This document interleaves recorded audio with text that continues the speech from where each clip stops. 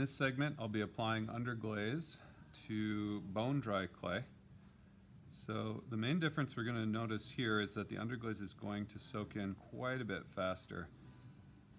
It's a little harder to maintain that wet edge like I could do when it was on greenware. I'm using primarily Amico lugs and some Amico velvets for this. One other thing that you may notice as you're doing it is if you've got areas of fine texture, they may appear to cover over at first, but they will typically kind of show back up as the underglaze soaks in.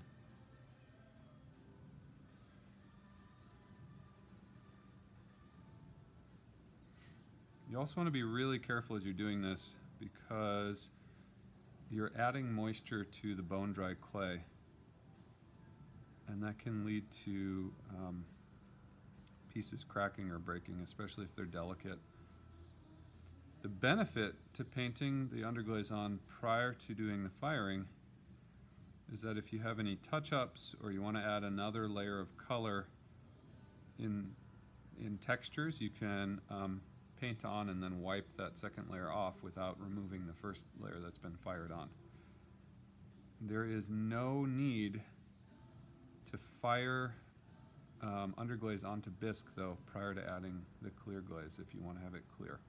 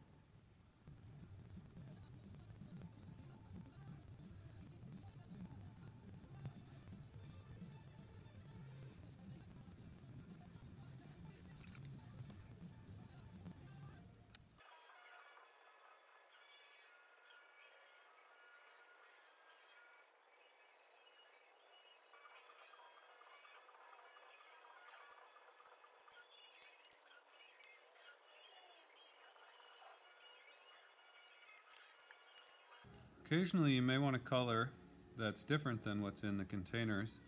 And I've been being careful to wash my brush out between so I don't contaminate one color with another. If you'd like to mix a color, you can just do it right on the whiteboard and do a small enough amount that you're not wasting much material, but enough that you'll have what you need for the area that you want to paint. Also notice I'm drying my brush off between every time I get it wet. Notice I'm drying my brush off every time I get it wet as well. So I'm mixing a little blue-green here that I'll use for the eye color.